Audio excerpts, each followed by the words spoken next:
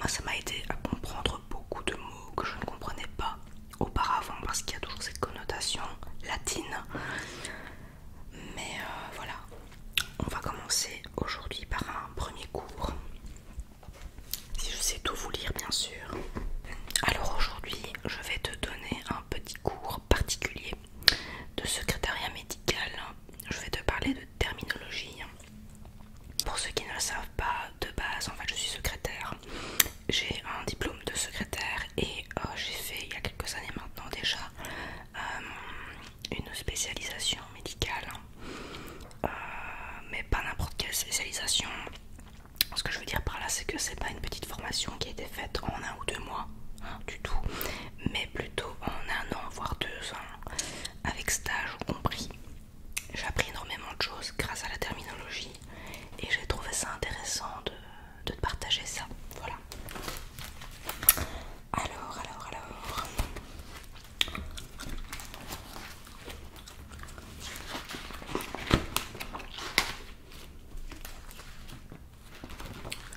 Alors j'ai 2 gros classeurs en fait de cours et j'espère que ça te plaira. Alors j'espère avant tout que ça te détendra et que évidemment ça t'apprenne, ça t'apprendra quelque chose en tout cas aujourd'hui.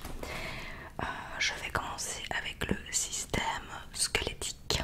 Alors donc là je vais te montrer le schéma d'une articulation mobile où il y a le muscle et la bourse séreuse.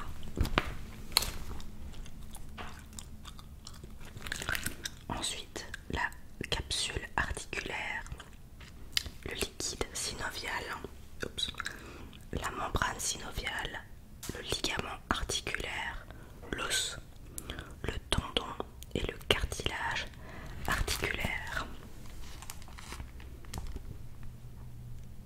Je te montre ça à la old school, donc en montrant bien le dessin en pochette. Alors, celui-ci, je vais te le lire maintenant. L'os, structure rigide, fortement minéralisée, constituant le squelette de l'homme et des vertébrés.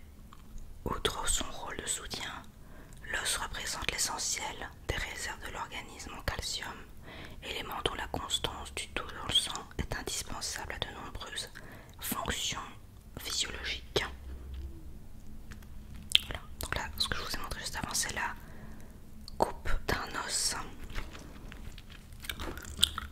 On distingue selon leur forme les os plats, os de la voûte du crâne, côte omoplate, sternum, les os courts, os du carpe ou du tarse, vertèbres, et les longs os, fémur, tibia, péroné, humérus, cubitus, radius.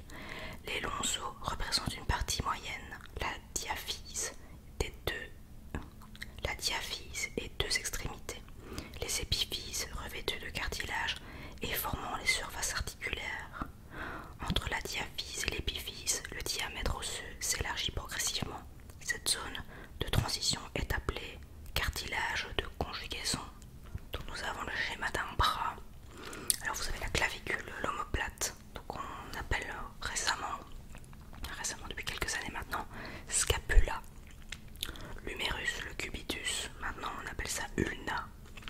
Radius, le carpe, les métacarpes et les phalanges. Ensuite, donc ça c'était pour les membres supérieurs et ensuite membres inférieurs, donc les jambes. L'os iliaque, le fémur, rotule que l'on appelle maintenant la patella, le péroné, la fibula, le tibia, les métatarses, le tarse et les phalanges. Donc petit schéma encore une fois. Voilà, et en dessous. Les 3 types d'os. Donc il y a les os longs, donc forme allongée avec 2 parties aux extrémités, les têtes ou les épiphyses, par exemple le tibia ou le péroné. Les os plats, épaisseur faible, constitués de 2 lames d'os compactes, donc l'os iliaque par exemple, ou encore le pariétal, donc le crâne ou scapula. Les os courts, os de petite taille, de longueur et d'épaisseur sensiblement égales. Donc les phalanges, mains, pieds, et les os carpiens. Quand on fait nos coupes transversales à un os long, alors il est constitué du périoste, donc une couche fine extérieure, de l'os compact renfermant les vaisseaux de la moelle osseuse jaunâtre, enfermée au centre de l'os, dans le canal médulaire. En coupe longitudinale, dans la tête, donc au niveau de l'épiphyse, donc c'est le sommet d'un os, ouais, ce que je veux dire, dans les extrémités, on trouve le cartilage articulaire et l'os spongieux. Dans le corps, diaphyse, on trouve le périoste, l'os compact et la moelle jaune. L'os est composé de sel de calcium formant 2/3 de son poids et d'océine qui forme le 1/3 restant. Alors là, voilà, c'est la suite. J'ai gribouillé un petit peu ici, à cet endroit-là. C'est pour ça qu'il y a du Tipex. Alors, chaque vertèbre se compose d'une partie massive, le corps vertébral, en arrière de laquelle se trouve l'arc vertébral qui délimite le trou vertébral. La superposition des trous vertébraux forme le canal rachidien, renfermant la moelle épinière. En arrière de l'arc vertébral, on trouve les apophyses épineuses. Et sur les côtés, les apophyses transverses. La vertèbre porte plus de 4 apophyses articulaires. Ce sont par les apophyses articulaires et le disque intervertébral que les vertèbres sont articulées entre elles. Donc là, je vous ai montré un petit peu le schéma. Ensuite, donc sur une vertèbre, vous avez l'apophyse transverse, l'apophyse articulaire supérieure, la surface articulaire qui correspond aux côtes, le corps de la vertèbre, le disque cartilagineux, l'apophyse articulaire, l'apophyse spinale épineuse que l'on sent à la colonne. C'est vraiment ce que j'ai noté, c'est vraiment ce qu'on sent à la colonne vertébrale en fait. Il y a peut-être déjà quelques personnes entre-temps qui se sont endormies parce que ça ne les intéresse absolument pas, ou alors vous êtes bercés tout simplement par ma douce voix. Voilà. La cage thoracique. La cage thoracique se compose du sternum, donc qui est un os plat, de 7 paires de vraies côtes reliées au sternum, de 3 paires de fausses côtes et de 2 paires de côtes flottantes. Donc vous avez donc le sternum, le cartilage d'articulation, les vraies côtes, la colonne vertébrale, donc le rachis, les fausses côtes et les côtes flottantes. Alors le bilan des racines étudiées, recherchez la définition des racines. Donc moi je vais directement vous les dire. Ensuite il y a un schéma, mais ça je vais pas vous le montrer, pas forcément je pense. En kilos, soudure, je vous dis à chaque fois ce que ça veut dire tout simplement. Donc je vais t'expliquer à chaque fois ce que ça veut dire. En kilos, soudure, articulation, brachie ou brachie, bras, cervique, nuque, col, cou, kyre, la main, contre, cartilage, coste, côte, cox, hanche,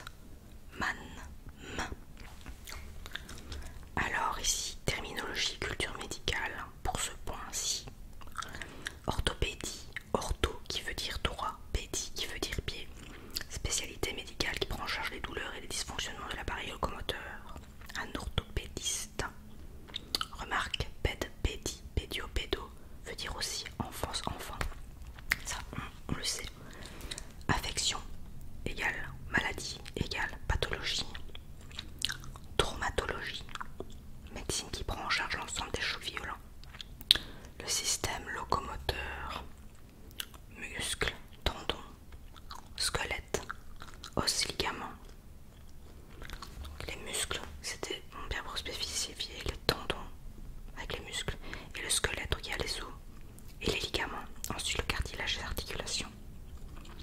La rhumatologie, spécialité générale des troubles articulaires. Rhumatologue, spécialiste, rhumatisme, douleur. Ostéologie, branche de la biologie spécialisée dans l'os et le squelette de façon générale. Un ostéologue, spécialiste des os, des dents, de l'ostéoporose, etc. L'arthrologie, partie de l'anatomie qui traite des articulations. Chirurgie orthopédique, chirurgie du pied, des os et de la main. Donc, il y a le bandagiste ensuite qui travaille avec les orthopédistes. L'orthésiste qui est un technicien de l'appareillage externe à but thérapeutique, donc les orthèses. Et le prothésiste qui est un technicien formé à la fabrication et à l'adaptation sur prescription médicale de prothèses mais aussi d'orthèses. Ensuite nous avons les articulations, donc qui est le point de contact entre les os. Les ligaments, ce sont des bandes de tissus fibreux et très solides qui relient les os entre eux. Alors, je vous parle de tout ça mais on connaît les mots parfois mais réellement on ne sait pas ce que c'est, donc c'est toujours bien, ça peut être toujours intéressant à savoir ce que c'est exactement. La synovie, syn qui veut dire jaune, ovie qui veut dire œuf, c'est un liquide jaunâtre. Cela permet de lubrifier les surfaces articulaires, c'est très corrosif quand ça s'attaque à l'os. Se trouve dans une synoviale qui est une membrane, elle-même dans une bourse qui tapisse l'intérieur de la capsule des articulations. Alors la bourse, c'est une poche limitée par la membrane qui contient la synovie et ça permet à l'articulation de bouger en fait. Bursite ou lychroma, c'est une inflammation de la bourse séreuse. Séreuse qui veut dire liquide, gras. Une synovite, une inflammation de la synovie. Hémangiome synovial, il s'agit d'un épanchement. Tumeur, éclatement, touche les os et les muscles, gonfle et empêche tout mouvement. Étude des pathologies. Donc le IT, ITE, c'est féminin, ça signifie inflammation. Donc toujours un ensemble de réactions générées par notre organisme en réaction à une agression extérieure, donc une coupure, une griffure, etc. Attention, c'est différent de l'infection. L'infection est toujours un traumatisme qui provient de l'intérieur de l'organisme et elle peut être bactérienne, virale, parasitaire ou mycosique, etc. Arthrite, articulation, inflammation.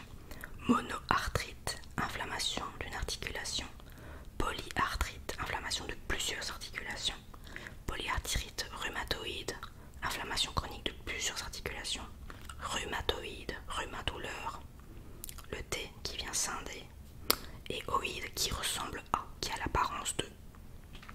Comme quand on dit humanoïde, mais c'est quelque chose qui ressemble à l'être humain. Vous comprenez ce que je veux dire à l'humain. Voilà. Périarthrite, ça c'est une inflammation autour de l'articulation. Donc une périarthrite scapulo-humérale.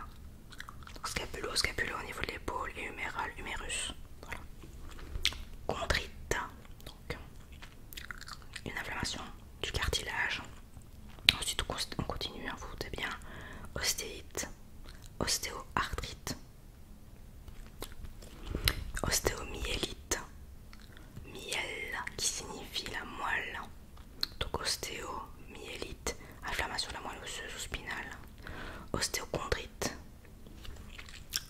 épiphysite, donc épiphyse, donc extrémité d'un os. Donc voilà, vous avez compris, inflammation de l'extrémité d'un os. Périostite, périoste, inflammation de périoste. Épicondylite, extrémité d'un os, condyle, partie de l'os au niveau de l'humérus, toujours. Des tendons, du périoste où les muscles s'insèrent.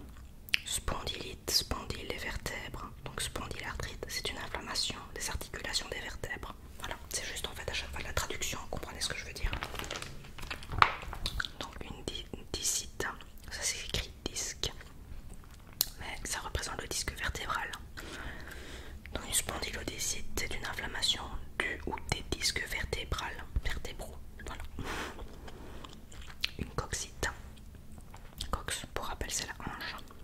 Sacroiliite, sacro, donc vertèbre sacrée, donc sacrum, iliaque, articulation sacro-iliaque. L'articulation située entre le sacrum, qui est la pièce osseuse triangulaire de l'arrière du postérieur, juste au-dessus du pec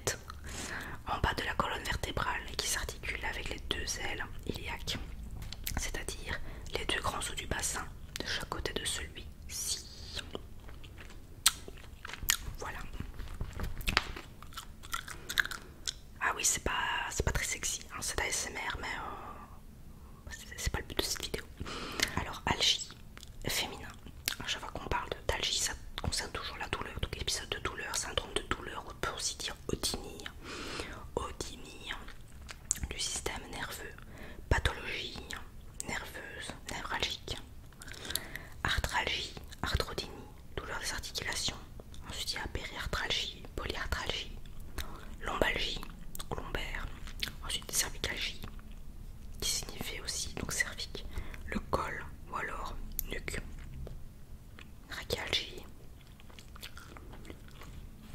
brachialgie, brachialgie. Alors, chéralgie, chère, poignet. Gonalgie, gone, genou. Attention, gonade veut dire aussi les cellules sexuelles, donc les gamètes. Notalgie ou dorsalgie, ça veut dire exactement la même chose. Note et dorse, ça veut dire le dos. Voilà. Coxalgie.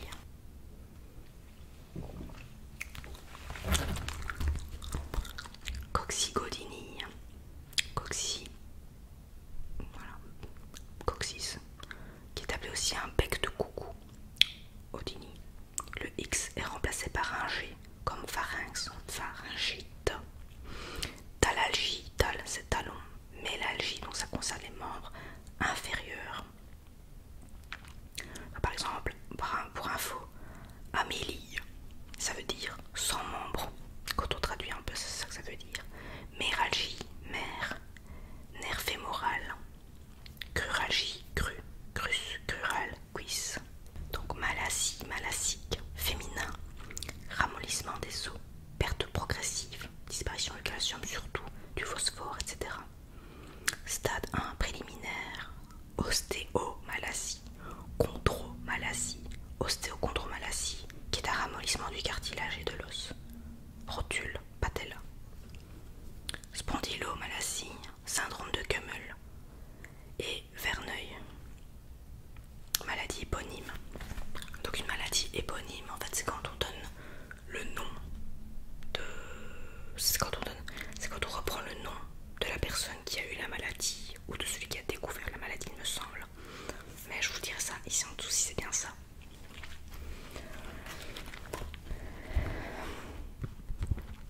Lise, féminin, qui veut dire détruire, libérer. Cela désigne la destruction, la désintégration, la fragmentation de la structure moléculaire du tissu, c'est-à-dire la composition intime des cellules composant les tissus. La lyse s'applique également aux bactéries. Une ostéolyse, une chondrolyse. Rexie ou rexis, féminin. Fragilité, rupture, cassure. Attention, différent de l'anorexie. Âne, ça signifie le manque, et orexie, appétit. Ça n'a rien à voir. Desmorexie, desme, le ligament pour rappel, le haut de liaison, et rexie, qui signifie, comment dire, donc la fragilité, la rupture, la cassure. Donc ici, desmorexie, on parle de déchirure ligamentaire. Ose. Ose, féminin. Affection, donc égale pathologie, égale maladie dégénérative. Aussi pour rappel, dégénérescence chronique, par exemple la sclérose en plaques. Voilà. La sclérose en plaques veut dire affection dégénérative chronique non inflammatoire. La dégénérescence, c'est quelque chose qui se désaltère. C'est une altération, soit de cellules, de tissus ou d'organes. Alors, ensuite il y a plusieurs choses que j'ai notées. Donc arthrose se soigne à base de cortisone. C'est une affection chronique qui se manifeste par des épisodes de douleur persistantes au niveau d'une articulation causée souvent par une rupture, au niveau d'une articulation causée souvent par une usure du cartilage. Les métiers manuels, notamment les ouvriers, les gens de maison, surtout au niveau des mains. C'est à force de faire des mouvements répétitifs en fait. Hydrarthrose, donc hydra qui veut dire liquide, arthrose. On retrouve une quantité trop importante de liquide synovial, gonflement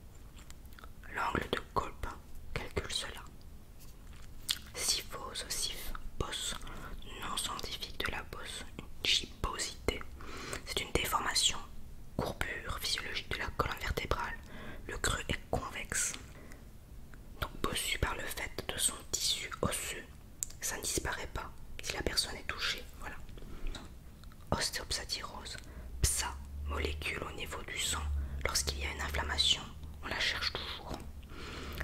Thyroïde, problème de thyroïde, maladie des hommes, maladie héréditaire, de fer ou les os de fer, la maladie de Lobstein, qui est aussi une maladie éponyme.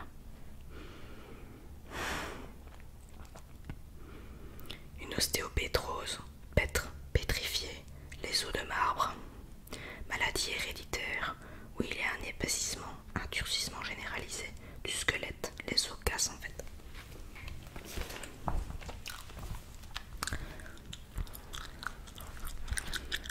Fit, féminin, maladie héréditaire caractérisée par une fragilité du tissu osseux, une ostéogenèse. Les personnes sont souvent sourdes, le blanc de l'œil est bleu. Ostéophyte, maladie bec de perroquet. Et je vous en réserve encore deux, et puis on clôture pour aujourd'hui. Listhésis, féminin, glissement vers l'avant d'une vertèbre par rapport à celle placée juste en dessous, souvent au niveau des vertèbres lombaires et des vertèbres sacrées. Spondylolisthésis, rétrolisthésis, qui est le contraire, c'est un glissement vers l'arrière d'une vertèbre par rapport à celle placée juste en dessous. Et enfin, dactylie, qui est féminin, dacty, doigt, c'est la disposition des doigts. Camptodactylie, c'est une malformation des doigts caractérisée par une flexion irréductible, souvent auriculaire. Polydactylie, présence d'un ou plusieurs doigts, souvent due au nucléaire, par exemple Tchernobyl, Fukushima. Et syndactylie, doigts fusionnés ou accolés. Voilà, bien voilà pour le système squelettique, je vous ai déjà dit une petite partie. Et bien si ça vous botte, je lirai la suite de la terminologie parce que c'est patouillé encore quelques petites choses à voir qui sont intéressantes à connaître. Bon, c'est selon moi maintenant, comme je dis encore une fois, ça ne peut pas toujours intéresser tout le monde. Mais voilà, et bien je vais arrêter pour aujourd'hui, je sais plus ou moins, donc je sais où je suis arrivée. Et il y a encore beaucoup à dire, donc et j'ai deux gros classeurs, donc si jamais ça vous tente, je peux toujours continuer de vous parler de terminologie médicale en abordant des sujets tout à fait bien sûr différents. J'espère que cette vidéo terminologie médicale ou petit cours médical, je sais pas très bien comment je vais l'appeler, que ça t'aura plu, que ça t'aura détendu, peut-être même endormi parce que ça fait beaucoup de termes en peu de temps, n'est-ce pas? Et voilà,